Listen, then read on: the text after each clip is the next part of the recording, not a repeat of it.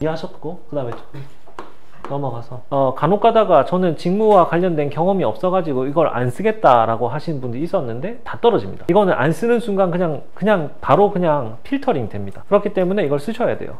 근데 이걸 어떻게 쓰느냐라는 건데, 이것도 말하자면 설명이 길어지기 때문에 제가 심플하게 말씀을 드리겠습니다. 직무경험 기술서를 쓸 때는 일단 크게 두 가지로 나눠야 되는데, 증빙 가능한 걸 우리는 보통 뭐라고 하냐면, 근데 두 가지 다 사용이 가능합니다. 증빙 가능한 경력 같은 경우는 어차피 증병 서류가 있기 때문에 경력 내에 가공이 가능하겠죠. 이 경험 자체가 증빙 불가능한 것들이기 때문에 어떻게 하면 되겠어요?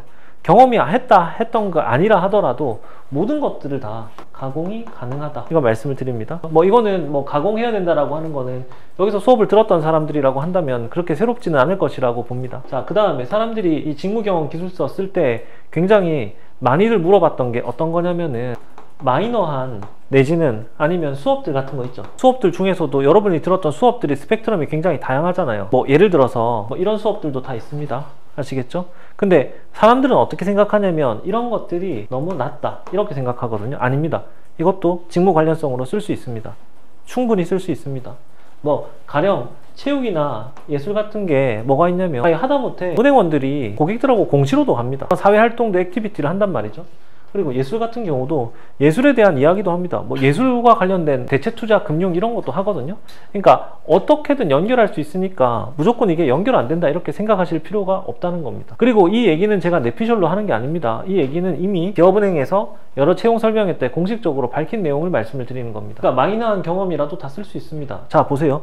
우리가 마인드맵을 만들거나 이렇게 했었을 때 어떤 걸 주로 했었습니까? 아르바이트 경험하면 항상 제가 했던 게 뭐예요? 머리 끌어냈습니까? 이거는 아르바이트는 기본적으로 서비스죠. 그럼 우리는 이걸 어떻게 연결했습니까? 금융 서비스하고 연결했죠. 그럼 본인만의 노하우 이런 거를 형성할 수 있겠죠. 당연히 본인만의 서비스 철학과 노하우를 형성한 사람이 금융 서비스를 잘한다고 얘기할 수 있지 않을까요? 그러니까 마이너한 아르바이트라도 상관없다는 겁니다. 아르바이트 그 자체가 중요한 게 아니라 내가 이런 서비스 철학과 노하우를 정립했는지 아닌지가 훨씬 더 중요하다라는 겁니다. 이거는 여러 가지가 있는데 짧게 설명드리면은 개조식으로 작성하는 것들을 권장드립니다. 그러면 개조식을 긴 말 할 거 없이 그냥 보여드릴게요. 제가 어떻게 하는지. 자, 줄글로 쓰는 게 아니라 상위 항목을 지정하고 하위 항목 내용을 개략적으로 설명하는 거를 우리는 개조식이라고 합니다. 개조식의 반대말은 뭐예요? 서술식이겠죠? 그러니까 형식상 이거는 구분을 쉽게 하기 위해서 이렇게 말씀드리는 겁니다. 근데 대부분 어떻게 쓰세요? 줄글로 쓴단 말이죠. 근데 줄글로 쓰셔도 붙는 데는 지장이 없을 수 있습니다. 근데 실제로 실무자들 같은 경우는 줄글로 쓰는 것보다 이렇게 개조식으로 써주는 것들을 굉장히 좋아하고 익숙합니다. 실제로 여러분들이 기업은행의 상위 기관이 어딥니까? 지금 기업은행 같은 경우는 예를 들어 기재부죠? 기획재정부라 칩시다. 그러면 기획재정부에서 예를 들어 여러 가지 공문서라든지 보도자료가 나올 때 어떻게 써져 있어요?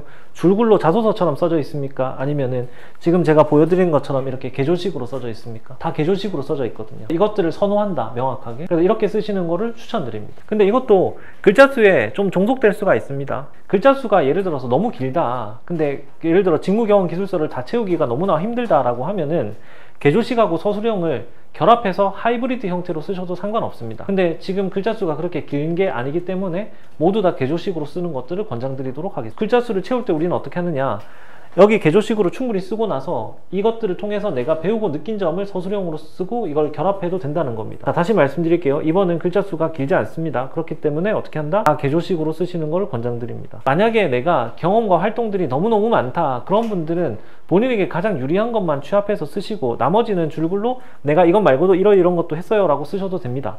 그러니까 사람마다 다르다라는 것. 정답은 없습니다. 경험이 대단하지 않아도 됩니다. 여기서 하셨던 역할에 좀 집중하시고 느낀 점까지 서술도 가능합니다. 그런 것들 다양한 스펙트럼이 있기 때문에 본인한테 가장 유리한 방식을 선택하시면 저는 될 것 같습니다. 아시겠죠? 자, 2번. 자, 본인의 강점과 약점을 설명해 주시고 직접 경험했던 내용을 바탕으로 표현해 주시면 좋다. 그러면 이거는 꼭 그런 건 아니고 사람마다 쓰면서 달라질 수 있으니까, 강점을 많이 쓰고 싶어요? 약점을 많이 쓰고 싶어요? 저는 강점을 더 많이 쓰고 싶어요. 그럼 우리가 이게 약 한 800자 정도 되겠죠? 그럼 저는 타겟을 이렇게 할 거예요. 이거를 450에서 500자를 이걸 쓸 거야. 그러면 이거는 나는 350에서 아니면 300자를 쓸 거야.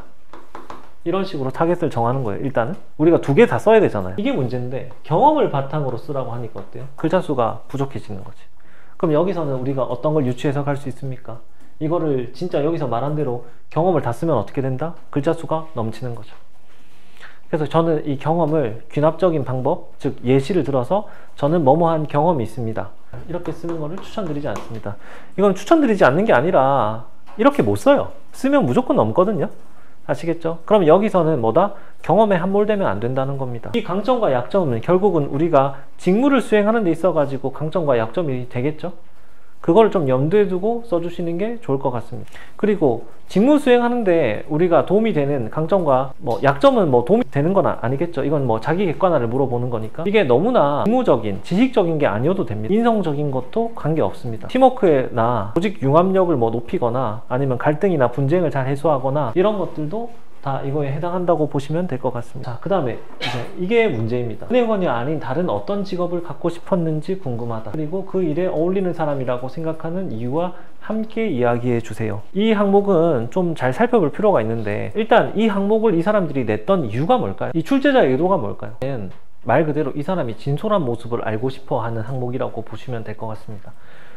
예를 들면 성격적인 측면도 있지만 우리는 성향이라는 게 있습니다. 성향이라는 용어는 뭐냐면, 예컨대 이 사람이 예를 들어서 좀 공격적 성향을 갖고 있는지 아니면 좀 보수적인 성향을 갖고 있는지 이런 걸 말하는데, 만약에 이 사람이 선택하는 어떤 그 직업군을 보면 이 사람이 갖고 있는 성향을 우리가 파악해 볼 수 있게 된다는 거죠. 무슨 말인지 아시겠죠? 왜냐면 우리가 어떤 그 직업이 갖고 있는 형상화된 이미지 같은 것들이 있잖아요. 근데 그걸 보면은 이제 이 사람이 선택한 이유를 같이 써줄 테니까 성향을 파악할 수 있게 된다는 거죠. 그러니까 이 성향은 오랜 기간 동안에 20몇 년, 30몇 년 동안 사람들이 살아오면서 형성된 성향이기 때문에 갑자기 바뀌지 않는다는 거죠.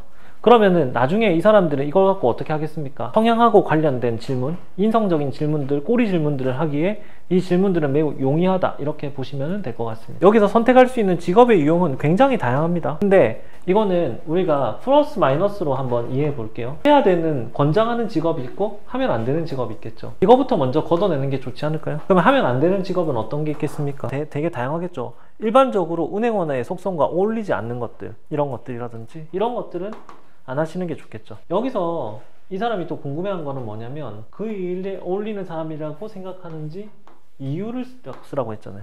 왜 너 어울리냐? 이거는 명확하게 성향을 확인하려고 하는 거다라고 보시면 될 것 같아요. 그럼 여기서 이런 것만 아니면 어떤 걸 하셔도 상관없습니다. 이거는 네거티브 방식이라고 합니다. 이거는 네거티브 방식은 그냥 포괄주의라고 보면 돼요. 포괄주의는 뭐냐면, 여기 이렇게 리스트업된 것들 제외하고 나머지는 다 가능하다. 뭘 하든 상관없다. 유치원 선생님을 해도 됩니다. 학교 교사를 해도 상관없고요. 내가 택시 드라이버를 해도 상관없고요. 다 상관없습니다.